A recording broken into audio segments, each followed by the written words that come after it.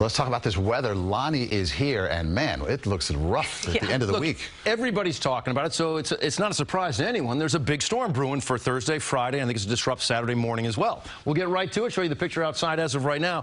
Weather-wise today, it's been cold, but it hasn't really proven to be a problematic day, and we really have no weather worries outside right now. We don't have anything for tomorrow, for Wednesday. Thursday, we'll kick it into gear. It's 35 degrees as of right now. High temperature was 39, so you couldn't even get to 40 degrees today.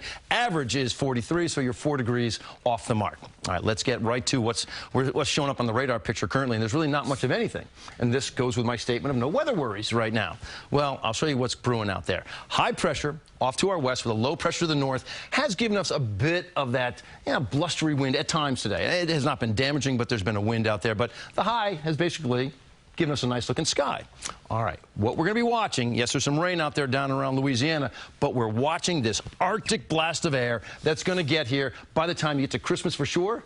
But Christmas Eve is going to really bring in the cold air, and then it just sets up for the holiday as well. So the question is, if this cold air was to arrive first, and then all that rain I showed you around Louisiana gets here, man, we'd be talking a blockbuster snowstorm. However, it's reversed, all right? We will get that rain first, and then in comes that Arctic blast of air. So there's the rain that we're watching. Watch how this all plays out. Put it into motion. Again, we talk about it tomorrow, no weather worries. Wednesday, no weather worries. You get to Thursday, 3 p.m. Now, I'm showing you a different model run than I showed you earlier.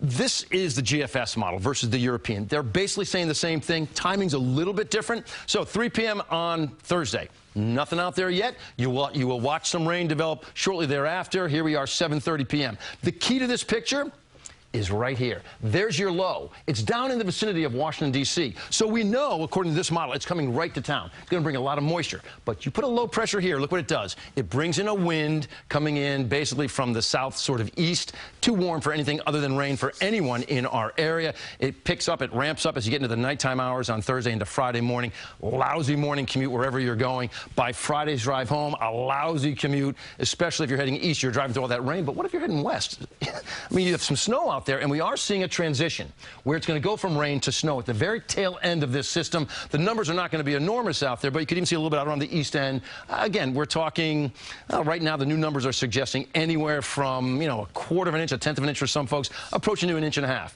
The big numbers, all right, the pay dirt is going to be up around the Great Lakes. Doesn't really come to our area. Again, if there's a wobble in this system, I'm going to let you know.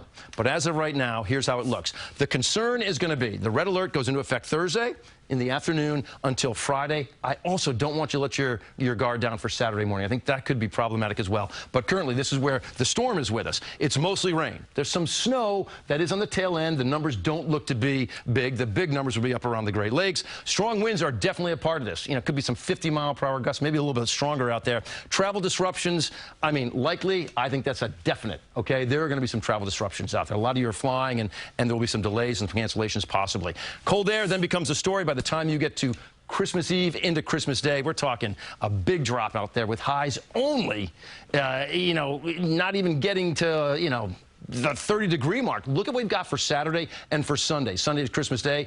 Christmas Eve, it's 20 degrees in the morning with a wind chill of about 9 for New York City.